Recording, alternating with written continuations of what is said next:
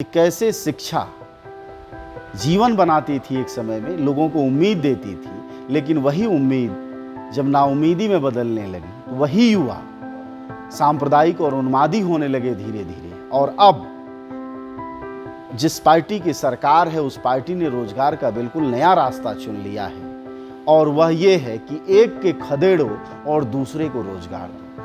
आप यह स्थिति कश्मीर से लेकर और मणिपुर से लेकर उत्तराखंड और उत्तराखंड से हिमाचल प्रदेश तक में देख सकते हैं कि किस तरह से हिंसा करके रोजगार हासिल करने का बिल्कुल 21वीं सदी में यह मोदी नॉमिक्स जिसको कहते हैं, शायद यह है कि आप एक को धक्का दो और उसकी जगह पर बैठ जाओ।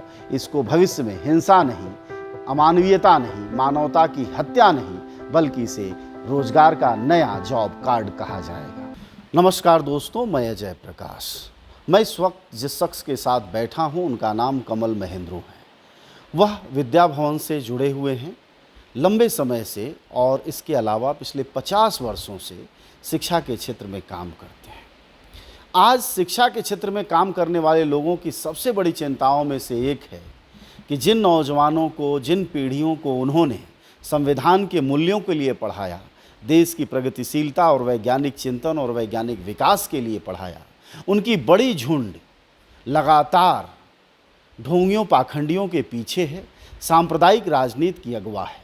आइए जरा शिक्षा के स्तर पर क्या गलतियां हुई, क्या गड़बड़ियां हुई, क्या चूकें हुई, इस बात को समझेंगे कमल महेंद्रू से। सर, आखिर वह क्या चूक है कि जिन नौजवानों को आपको भारत के प्रगतिशीलता के साथ दिखना चाहिए था, वो भारत के पाखंड के सबसे बड़े पुरोधा के तौर पर भी दिखाई देने लगे? देखिए, मेरा ख्याल है कि एक जो सकारात्मक चीज़ हमारे देश की स्कूली शिक्षा में हुई इन 50 वर्षों में जो मुझे दिखी, वो ये था कि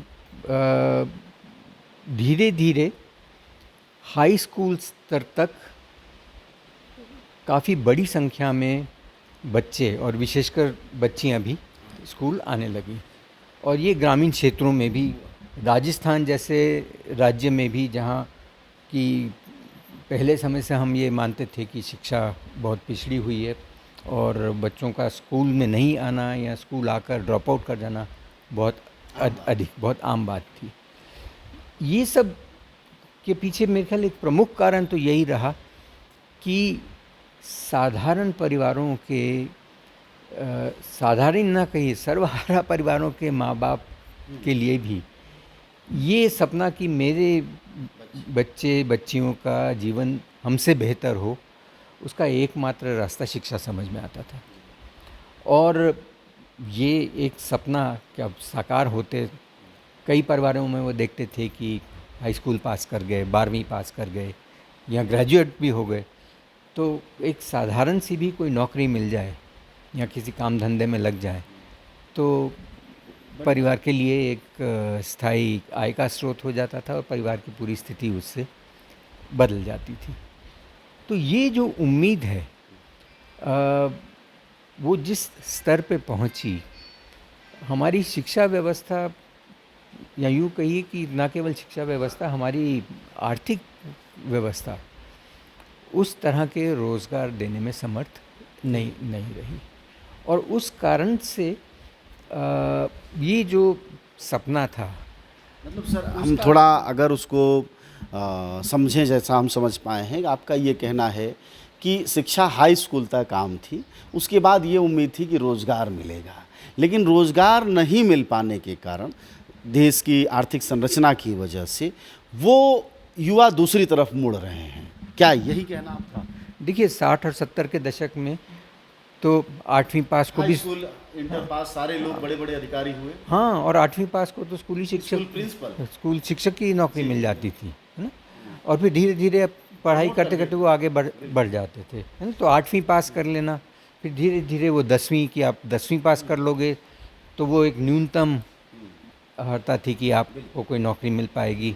वो बढ़ के 12वीं भी हो रही है, पर उससे ज़्यादा जो इस तरह के, का आप तो सर MA BEd PhD कुछ भी है, अब तो कुछ भी कर लीजिए तो गारंटी नहीं। नौकरी में लाखों लोग बिल्कुल। तो उस परिस्थितियों में एक और प्रवृत्ति कि अलग अलग नीच स्वार्थों वाले लोग अपने मॉडल लेके, है ना, उसका जो सबसे बड़ा उदाहरण है वो तो अंग्रेज़ी माध्यम की शिक्षा है कि हमारा अंग्रेज़ी माध्यम स्कूल है, आपका बच्चा इसमें आएगा तो वो गिट-पिट अंग्रेज़ी बोलने लगेगा, और अंग्रेज़ी बोलने लगेगा तो उसको फिर मतलब अंग्रेजी स्कूल वालों ने मुक्ति का रास्ता सुझा दिया। हाँ, मुक्ति का रास्ता सुझा दिया। और वो अंग्रेज़ी स्कूल ऐसे हैं जहाँ अंग्रेज़ी माध्यम की शिक्षा ना कोई शिक्षा के बराबर लगभग है ही नहीं।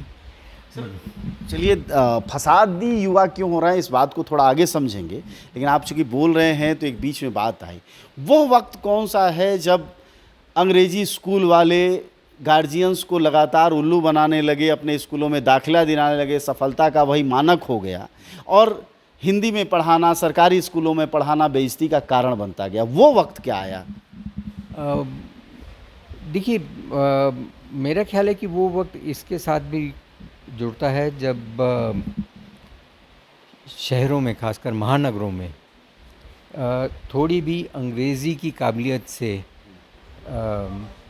आईटी सेक्टर में या ऐसे अन्य उनमें नौकरियां मिलने लगी।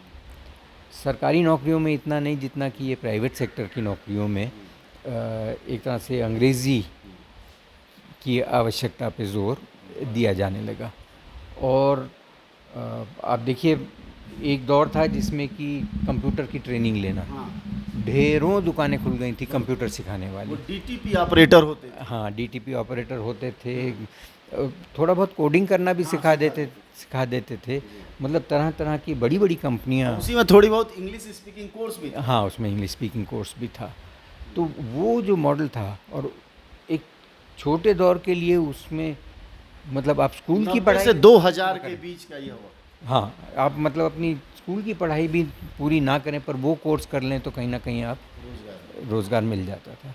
तो उस दौर ने जो शिक्षा की एक छवि बनाई कि ये सीख लो तो नौकरी मिल जाती है। अब वो नौकरियां उस दौर में मिल रही थी पर बहुत जल्दी मतलब वो एक जिसको कहते हैं ना अंग्रेजी में सैचुरेट हो गया। मतलब रोजगार का वह जरिया भी खत्म हुआ। फिर एक सेकेंड स्टेज आया, वो क्या है? क्या वही युवाओं को उग्रता, उदंडता, आतंकवाद, सांप्रदायिकता की तरफ ढकेल रहा है? देखिए, वहाँ से फिर वापस मतलब साथ साथ जो दूसरा दौर चलता रहता है कि सरकारी नौकरी मिल, क्योंकि वो जो नौकरियाँ थीं बहुत जल्दी समझ में आया कि 35-40 साल की उम्र तक आते आते आप रिटायर हो जाएंगे, आप आगे नहीं बढ़ पाएंगे। और वहाँ से फिर कि अगर सरकारी नौकरी हो तो 60-65 साल तक चलेगी और सिक्योरिटी भी है उसकी। तो सरकारी नौकरी का फिर से वापस जिसको कहते हैं चाह पैदा होना, मतलब बीच में एक समय था जब सरकारी नौकरी नहीं, हमको जो ये आईटी सेक्टर की नौकरी मिल जाए तो हम बहुत अच्छा कर लें, वहाँ ज़्यादा मिलता है, और फिर वापस सरकारी नौकरी। और उस दौर में तो फिर मतलब सरकारी नौकरी कैसे मिलेगी, कोचिंग करें, कहीं सिफारिश लगवाएं, क्या वही वक्त है जब सबसे ज़्यादा घुसखोरी बढ़ी नौकरियों के लिए? वो भी बढ़ी। और भाई सरकारी नौकरियां 10 हैं और हम हज़ार क्या 10,000 लाख हैं, है ना। तो मैं कैसे उस रिज़र्व कैटेगरी में जा सकूं जिसमें पोस्ट ज़्यादा हैं? वो एक पूरा राजनीति का ज़रिया बना, या आपको मैं धक्का दूं पीछे ताकि मेरे लिए जगह बने।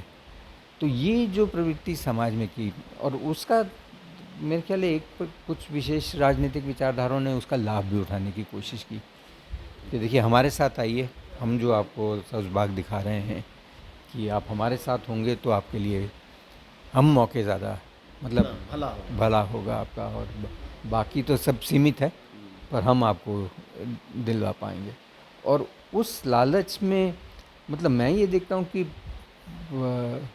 जितने भी युवा इसमें जाते हैं उनकी साथ में ये उम्मीद होती है कि उनको कोई ना कोई नेता बन जाए, काम धंधा मिल जाए। देखिए, नेता बनना ही अपने आप में नहीं, जो नेता बनता है पट्टा, काम धंधा, रोजगार, नौकरी, दुकान, बैंक लोन, ये सब आपके लिए राजनीति के जरिए। राजनीति के जरिए मतलब सर आप ये कह रहे हैं कि भारत में बेरोजगारी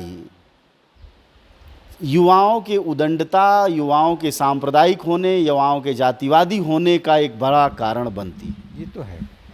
मतलब इसका तो आप एक लगभग सीधा संबंध देख सकते हैं कि कैसे ये बढ़ता जा रहा है।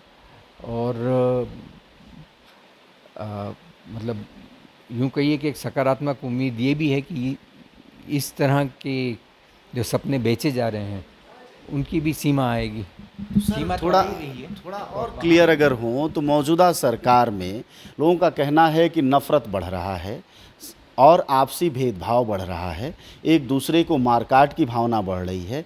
यानी अगर आपकी बात को ठीक माने, आपके अनुभवों को ठीक माने, तो जैसे जैसे बेरोजगारी बढ़ेगी भारत में, वैसे वैसे ये भावनाएं भी राजनीतिक दल बढ़ाने की और ज़्यादा कोशिश करें। बहुत ज़्यादा। देखिए इस समय जो प्रवृत्ति है कि ये अच्छा चलता हुआ बाज़ार है, तो उसमें जो दुकानें हैं, मैं आपको धक्का देके उस दुकान पे कब्जा कर सकूं, उसका सांप्रदायिकता भी तो यही कहती है। बिल्कुल चाहे वो सांप्रदायिक कारण से हो, जो भी हो, मतलब तो सरकार जो रोजगार नहीं दे पाएगी वो इस तरह से रोजगार दे। बिल्कुल मतलब कम से कम कुछ लोगों को तो वो कहेगी कि देखो हमने आपको ये दिलवा दिया। और मतलब इस समय जो प्रवृत्तियां दिख रही हैं वो तो इसी दिशा में जा रही हैं कि मतलब हम आपको नौकरी नहीं दे सकते, हम आपको और कुछ नहीं दे सकते। वो अच्छी भली चलती हुई दुकान है, वो जो चला रहा है उसको हम वहाँ से निकाल कर उसका आपको सर मूंड सकते हैं, उसको पीट सकते हैं, उसको देशद्रोही करके भगा सकते हैं और आपको कहेंगे कि आप उसमें बैठ जाओ फिर। तो ये क्या, ये तो वो सारे रोजगार देने का बिल्कुल नया अवसर आया है। मतलब ये तो उस पूरे वैचारिक क्या कहना चाहिए, उसकी तार्किक परिणति ईश्वर ही जा रही दिख रही है। लेकिन बेहद गंभीर सवाल ये है सर कि मेरे ख्याल है सबसे बड़ा चक्कर यही है कि अगर हम ये कहें कि जो स्कूली शिक्षा है वो इस सब को रोक पाए, ये हमको समझना होगा कि देखिए स्कूली शिक्षा एक सीमा तक वो कर सकती है, पर उसके आगे ये तो ये प्रवृत्तियाँ को स्कूली शिक्षा, एक शिक्षक या एक स्कूल कैसे इनसे जूझेगा।